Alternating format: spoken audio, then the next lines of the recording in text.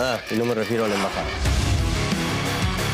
Con 10 solcitos hacemos sopa, segundo y hasta postrecito. Déjenme curar o morir en mi casa. Disolver. Disolver. Disolver. Solamente me falta ser presidente del Perú. Terrorismo de imagen. Bienvenidos a Contracorriente. Nuestra joven promesa, Alfonso Bahía Mato, ha conseguido entrevistar en exclusiva al premier Ernesto Álvarez momentos antes de que fuera a enfrentar el voto de investidura congresal, que finalmente fue positivo para sus intereses: 79 votos a favor, 15 en contra y 5 abstenciones. Primero vamos a ver la crónica de lo que pasó en el Congreso y luego vamos con esta entrevista exclusiva para Contracorriente. Se acabó. Hoy empezamos a cambiar la historia. Presidente, confiado, presidente, confiado. El poder político en el Perú se mide en confianza. Y en el Perú la confianza siempre está en disputa. Han pasado solo 8 días desde que Ernesto Álvarez Miranda juró como presidente del Consejo de Ministros y ya enfrenta su primera gran prueba: convencer al Congreso de que el nuevo gobierno merece una oportunidad, un voto de confianza. Anuncio, por decisión del presidente de la República, que solicitaremos a este Congreso la delegación de facultades legislativas en un plazo no mayor de 90 días. Con el propósito de enfrentar con todas las armas y herramientas del derecho el flagelo de la inseguridad y el crimen organizado. Son las 3:30 de la tarde. Por la puerta de desamparados de Palacio de Gobierno comienza el movimiento. Los autos oficiales se alinean uno tras otro. El gabinete en pleno se dirige hacia el Congreso. En menos de 2 semanas, el gobierno de José Gerí ha intentado marcar distancia del pasado. Mensajes directos, presencia en las calles y una agenda centrada en la seguridad ciudadana.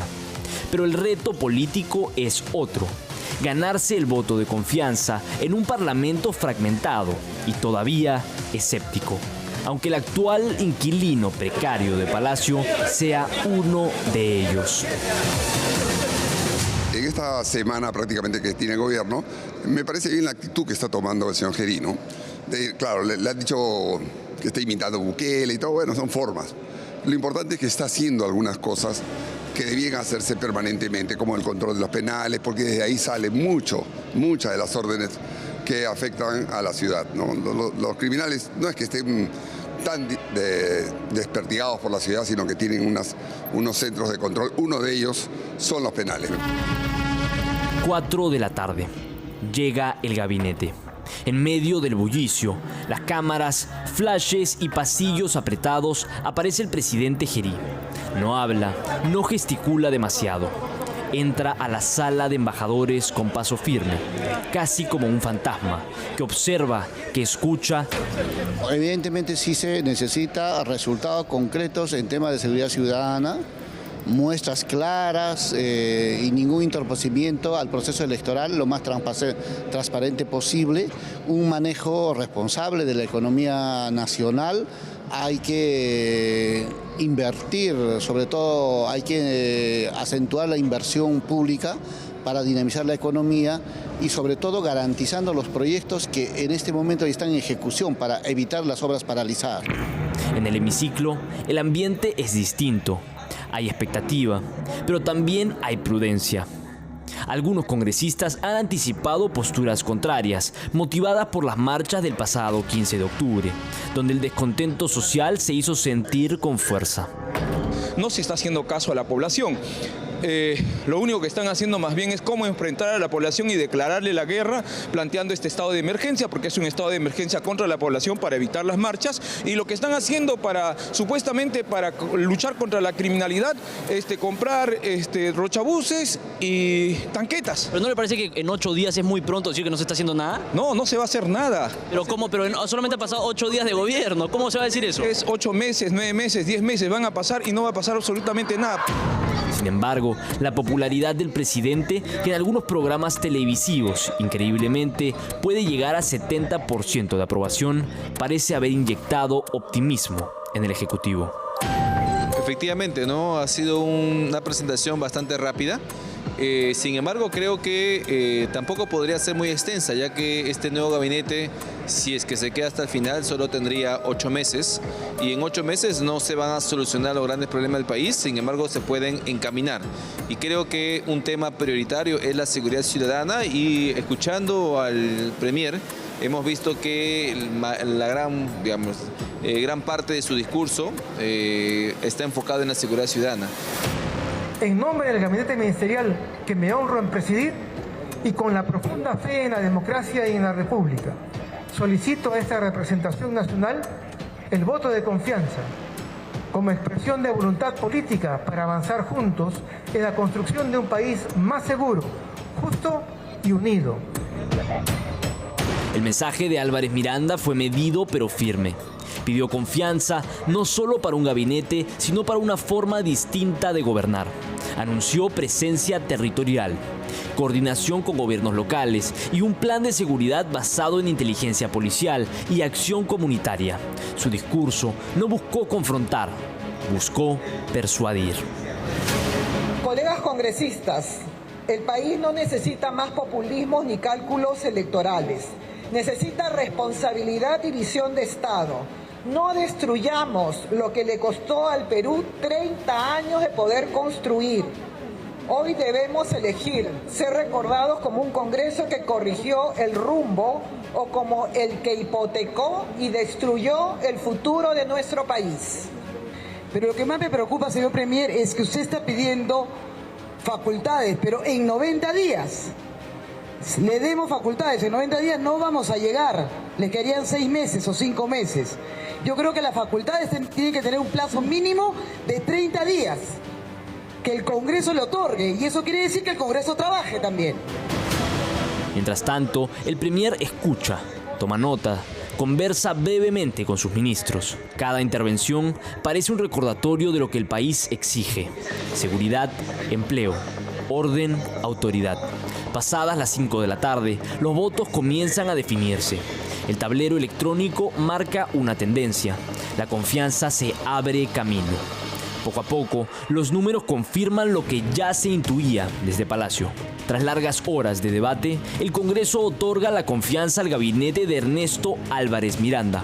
Un resultado previsible, pero no menor. 79 congresistas, 15 en contra, 5 abstenciones. En consecuencia, señores congresistas, ha sido aprobada la cuestión de confianza planteada por el señor Ernesto Álvarez Miranda, presidente del Consejo de Ministros. En el Perú, cada confianza otorgada es una tregua temporal, una línea delgada entre el diálogo y la confrontación.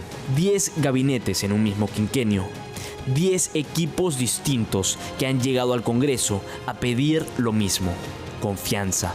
Esa cifra, más que una anécdota, revela una herida profunda en la política peruana, una crisis que parece endémica, una volatilidad ministerial brutal y perniciosa, que ha impedido construir políticas públicas sostenibles y que ha dejado al país atrapado en un ciclo de improvisación constante.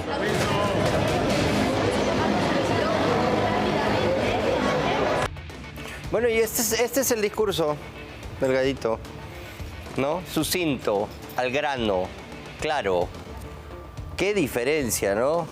De los mamotretos insufribles de Dina Boluarte, ¿no? Este es el pedido del voto de investidura, muy claro: transición y estabilidad democrática, recuperar el respeto a la institucionalidad, transparencia electoral, porque ese es uno de los principales encargos que tiene este gobierno de transición, impulso a la economía y destrave de inversiones mientras se pueda. Hay una referencia a la actividad minera, ¿no? Y sí, efectivamente se toca esa problemática entre el informal, el ilegal y cómo este puede ser fuente de delitos gravísimos como precisamente la extorsión, la trata de personas, se vincula con tráfico de armas, narcotráfico, en fin. Reconciliación nacional, ya esto es más en el marco político. La ayuda social que da el Estado, beca 18, juntos, etcétera, cómo cautelar que eso realmente marque una diferencia. Y el gran tema, ¿no? 4, seguridad ciudadana y defensa de la soberanía nacional. Esta es precisamente la clave de todo, lucha contra la corrupción, lo que ya se ha anunciado y adelantado respecto de endurecer el sistema penitenciario, la lucha contra la minería ilegal, aquí está. Para los que decían que no había hablado nada, Gerí, sobre la minería ilegal, bueno, después se va desdoblando el Ejecutivo y cada quien cumple con su función. Este mensaje fue muy efectivo, consiguió 79 votos a favor, 15 en contra y 5 abstenciones. Ya está. Así hay que trabajar, ¿no? De una manera eficiente. Y justo Alfonso Bahía Mato, que acaba de hacer esta gran crónica respecto de la votación, tuvo la oportunidad de conversar cara a cara con Ernesto Álvarez y le concedió una entrevista exclusiva para Contracorriente. El día de ayer el presidente de la República ha decretado un estado de emergencia por los próximos 30 días. Hemos llegado hoy a Palacio de Gobierno para conversar con el primer ministro y que nos pueda explicar cuáles son las medidas que se plantean para combatir la inseguridad ciudadana y cuáles son otras políticas que se van a implementar para trabajar la economía y transparentar las elecciones del 2026. Doctor, muy buenas tardes y muchísimas gracias por el espacio. En principio, el día de ayer se ha decretado un estado de emergencia por 30 días y quisiéramos poder profundizar un poco con usted qué es lo que está proponiendo el gobierno para hacer con la inseguridad ciudadana, que es una crisis que estamos viviendo casi incesante, ¿no? En primer lugar, todos somos conscientes de que es necesario tomar medidas. A diferencia de antiguos estados de emergencia, este estado de emergencia no es para maquillar la incapacidad de un gobierno, sino por el contrario, hacer el marco jurídico adecuado para permitir que los equipos operativos y los servicios de inteligencia realmente coordinen entre sí para llevar a cabo los objetivos que realmente se quieren. A eso es a lo que se refiere el presidente con esta modalidad de ofensiva, ¿no? Ayer hablaba de que ya no se va a tomar un perfil defensivo, sino ofensivo frente a la criminalidad. Exactamente. Hasta donde yo recuerdo, lo que consistía en un estado de emergencia era sacar a los militares para darle un respiro a la policía, ponerlos en las calles, en algunos cruces de caminos, en paraderos, pero básicamente no se combatía el crimen, porque al final de cuentas, este crimen organizado, estas bandas de extorsionadores actúan como el terrorismo. Pueden estar en el ómnibus en el cual estamos, pueden estar en el colectivo, pueden incluso estar en las asociaciones de padres de familia que compartimos, son los mismos espacios, pero nunca van a estar con un letrero que diga yo formo parte de la banda. Incluso se dice que hay algunos policías ya cooptados por la corrupción que también tienen esta participación. Por tanto, la labor principal es de la inteligencia. Por eso es que en el decreto se habla de trabajar con indicadores, tecnología, estadística y sobre todo la labor de inteligencia. El decreto, elaborado por el presidente, ordena que interactúen los servicios de inteligencia de las Fuerzas Armadas con la inteligencia del Ministerio del Interior, la inteligencia del INPE e incluso con la unidad de inteligencia tributaria. ¿Por qué? Porque se trata de atacar a un enemigo invisible, a un enemigo que en realidad emplea a gente joven para que sea el que recolecta o el que amenaza.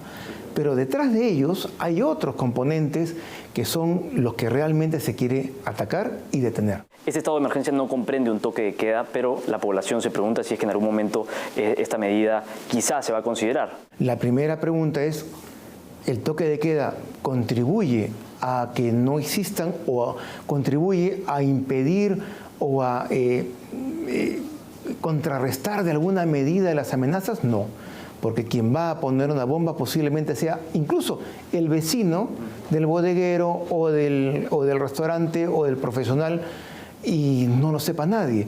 Simplemente sale, pone la bomba y nuevamente vuelve a entrar a su casa.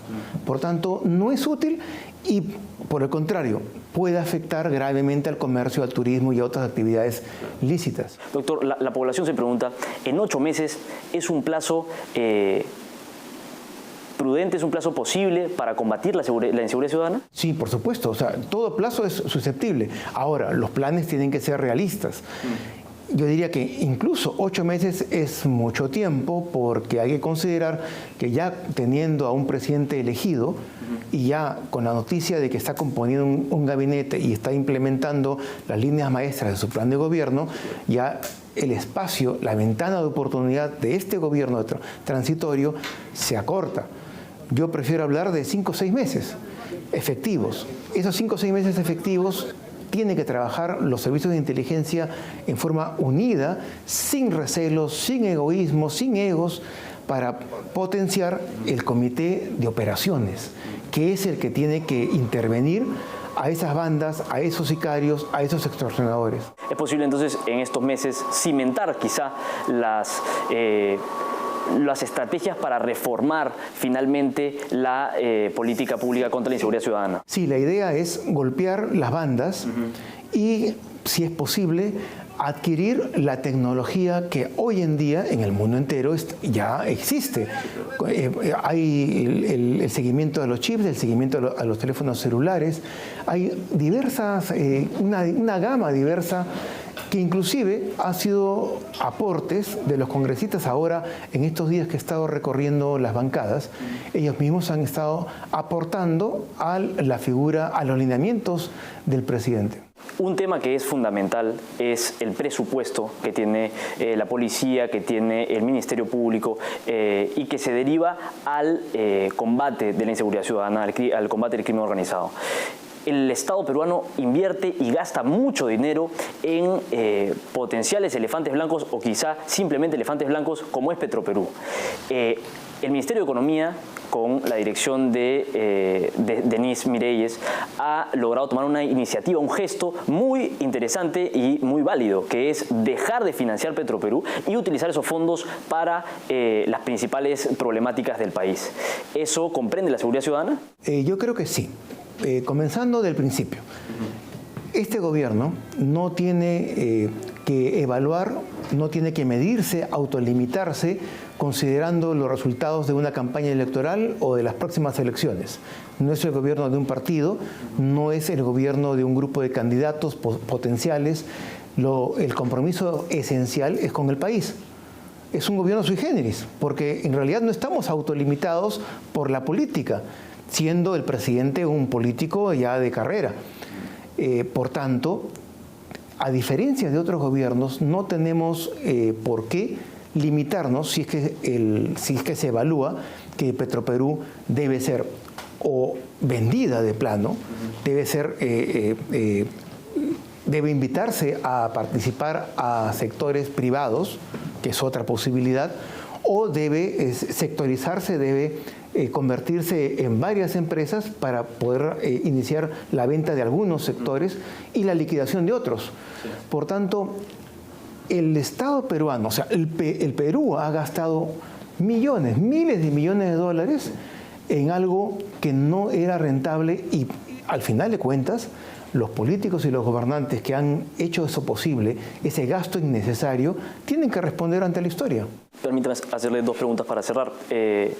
Hay muchas concesiones que están por vencer en los próximos meses y el gobierno tendría que tomar la decisión si es que se les va a dar una adenda a esas concesiones o si es que se va a hacer licitaciones internacionales de carácter definitivo para ciertos proyectos grandes.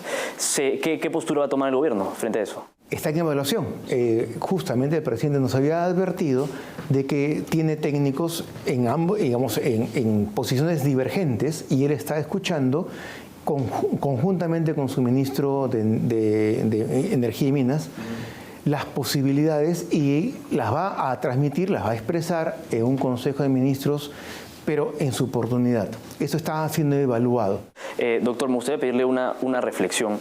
Usted finalmente está cerrando este quinquenio, un quinquenio definitivamente alborotado, impredecible, con 3 presidentes, 10 gabinetes ministeriales, y nos acercamos a un proceso electoral que esperamos todos nos pueda dar un poco más de paz y tranquilidad. ¿Cómo se puede garantizar elecciones transparentes y limpias en el 2026? En primer lugar, con un gobierno que no intervenga a favor de nadie, un gobierno que garantice la imparcialidad y sobre todo garantice la paz. Una campaña que ya se advierte belicosa, beligrante, porque hay posiciones antagónicas, no ideológicas, si hay posiciones antagónicas ligadas con la corrupción, ligadas con la minería ilegal, ligadas con el narcotráfico y ligadas con el extremismo político. Por tanto, este gobierno lo que tiene que hacer esencialmente es garantizar el orden, la paz y la seguridad de todos aquellos que van a participar en forma activa en la campaña electoral, y este gobierno va a permanecer imparcial porque en realidad no tiene mayor interés que el de dejar un legado para el futuro de los peruanos. Muy bien, excelente entrevista, Alfonso Bahía Mato, que lo pone en una posición que creo es de mucho interés para los peruanos. Que no creemos en el despilfarro de los miles de millones en Petroperú, por ejemplo. Y hace la comparación con, oiga, esta debacle financiera que es Petroperú, que los propios funcionarios de Petroperú le dicen al Estado, ya no me des más plata, esto es inmoral, se va a perder, por favor, no más rescates. O sea, los propios directivos de Petroperú le dicen, ya no más, ¿no? Bueno, ahí hay una respuesta y un correlato. Sí, vamos a quitarle el financiamiento, como ha adelantado la ministra de Economía y Finanzas. Puede ser vendida de plano, no sé quién va a comprar eso. Se puede llamar al sector privado para que participe en parte. O se puede liquidar, ¿no? Se puede ir viendo qué cosas se pueden vender, qué activos se pueden vender y dejar, ¿no?, de tener esta herida abierta. Y muy interesante ya a nivel de reflexión política que hace el Premier, es que se han metido miles de millones por una decisión política equivocada y hemos perdido un montón de plata de todos los contribuyentes. Y esas personas que aprobaron esa refacción y esa inversión absolutamente descabellada en además una fuente de energía que ya hoy es obsoleta, no han pasado por ningún tipo de proceso, no se les ha pedido que rindan cuentas, cuánta plata hemos perdido, en qué problemas nos han hundido, ¿no?, con esta decisión de fortalecer Petroperú, ¿no? Querían tener su Brascan, su PDVSA seguro, ¿no?, al estilo bolivariano, los Humala aquí en el Perú. Pero vean ustedes cómo nos hunden, ¿no?, con este tipo de hechos. El Perú es un país sui generis, sí, es un país sui generis. Muy bien, vamos ahora con la siguiente nota. Una investigación policial revela un caso que sacude al sistema judicial peruano. El juez superior Osvaldo Ordóñez Alcántara, que además es el presidente de la Asociación de Magistrados del Perú, él es el que ha dado la famosa medida cautelar para tratar de reponer a Delia Espinosa, ¿no?, que ya sabemos tiene una relación con la Junta Nacional de Justicia caviar previa, que le perdonan un par de cositas para tenerlo ahí presto a responder a sus intereses, como ha sido el caso de Delia Espinosa. Lamentablemente el asesor legal Luciano López parece que metió las 4, ¿no?, porque la resolución que ha dado la Junta hoy día es ok, perfecto, por ese punto sacamos, pero la suspensión en los otros 2 continúa. Pero vean ustedes, mira, según la Dirección contra la Corrupción de la Policía DIRCOCOR, está involucrado en una red que habría manipulado resoluciones judiciales para apropiarse de terrenos en Caraballo, afectando a más de 190 familias, este juez, ¿no? Y se llaman los encorbatados de Lima Norte. Las denuncias incluyen conversaciones, pagos y coordinaciones ilícitas entre jueces y abogados, o sea que hay pruebas. Pese a los oficios policiales, el Ministerio Público no lo investiga, no lo toca. ¿Por qué será?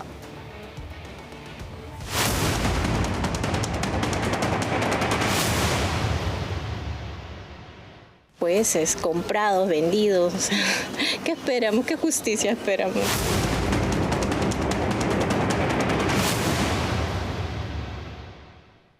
La escalada escalofriante de criminalidad ha dado paso a la creación de cientos de bandas y organizaciones criminales que operan con impunidad en diferentes modalidades del delito.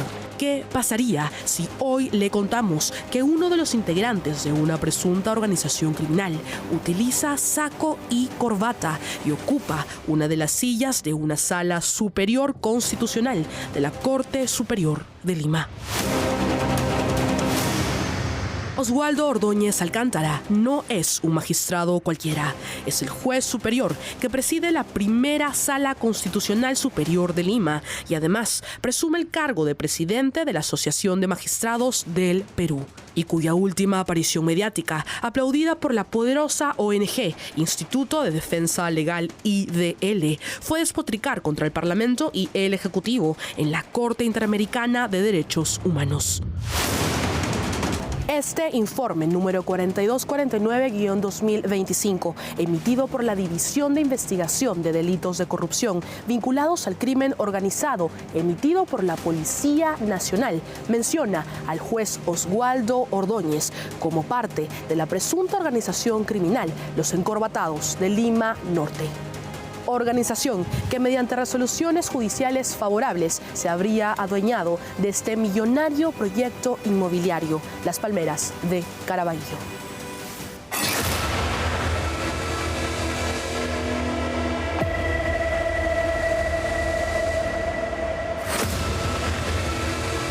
El patrullaje virtual realizado por la Policía Anticorrupción, DIRCOCOR, ante la denuncia anónima, relata que este conflicto judicial y social comenzó en el 2010, cuando la empresa Los Portales adquirió el terreno de 4.9 hectáreas en el Fundo Pampa Libre en Caraballo, iniciando con la habilitación urbana con pistas, parques y servicios básicos, para que 5 años después, más de 190 familias compraran de buena fe los lotes sin saber lo que les esperaría.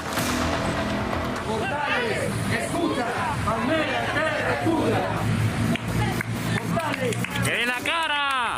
Toda la incertidumbre que tienen. Sí, imagínense comprarlo a una empresa que es de Portales, una empresa con muchos años y de prestigio. Hay muchos que hemos pagado al cash el terreno. ¿Cuánto le costó su terreno? Aproximadamente más de 50.000. Y es que paralelamente a la compra del 2010, Mario Fernández Yamoca interpuso una demanda de mejor derecho de propiedad, alegando que el terreno le pertenecía a su fallecido padre, Manuel Fernández Soca, como consecuencia de un proceso de la reforma agraria. El proceso se dio de la siguiente manera. En el 2014, la primera instancia declaró infundada la demanda. En el 2016, la Sala Superior confirmó el fallo y archivó el caso.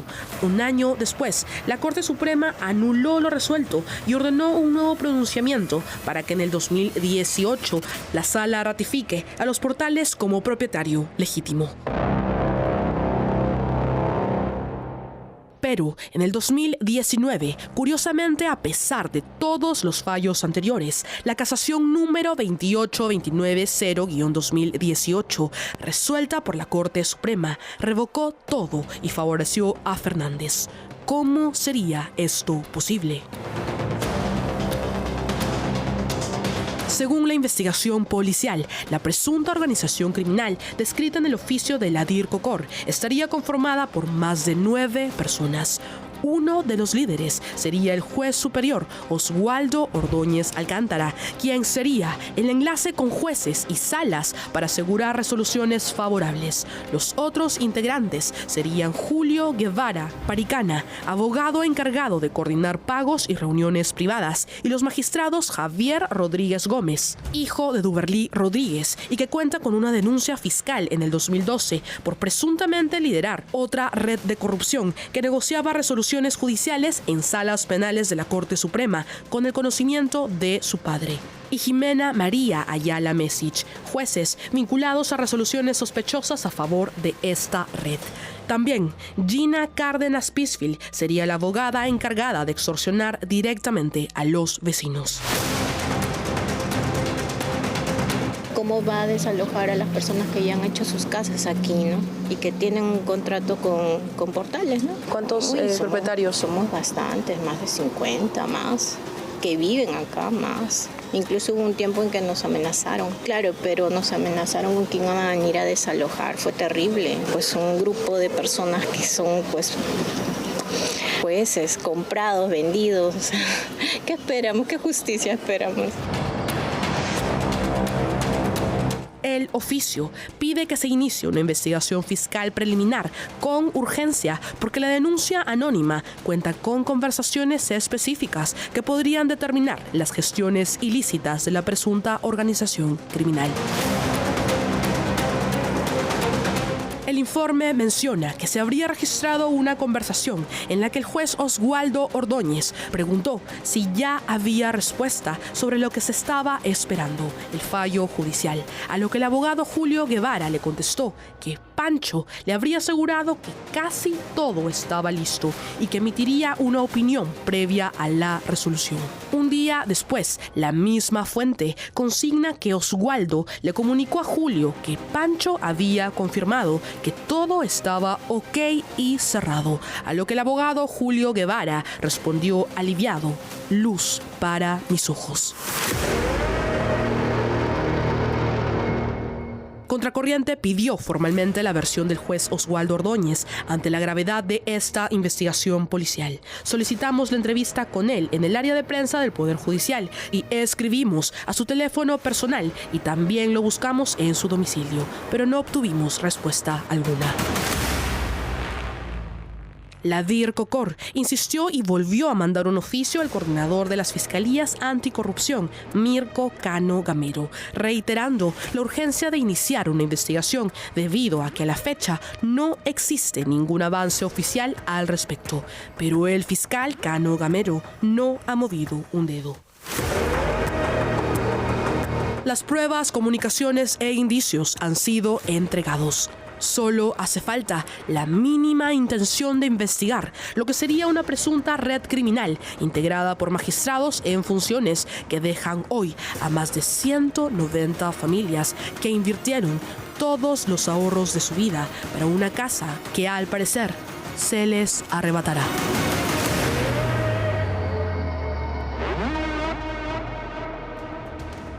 Este es el juez que le hizo el favor grande a Delia Espinosa de darle esta medida cautelar. Y claro, ¿quién es el que lo tiene que investigar en las fiscalías contra la corrupción? Mirko Cano, puesto por Delia Espinosa. Nadie mueve nada. Así son, pues, así son. Pero aquí seguiremos trabajando para desenmascararlos. Antes de ir al corte, una importante mención. Con delicadas fibras de lana merino, la lana más fina del mundo, tejemos para nuestros caballeros carácter y estilo. Barrington presenta su colección Superfine y Super 100 Exclusive Jacket, refinados tejidos para sacos sport a la medida, piezas únicas y eternas. Parte de un portafolio que reúne los más exclusivos casimires, lanillas y tweeds, disponibles en nuestra cadena de tiendas a nivel nacional o en barrington.com.pe.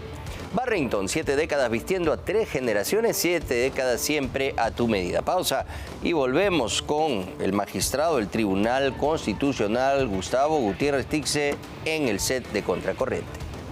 Siente el Perú en danza, una experiencia inmersiva asombrosa.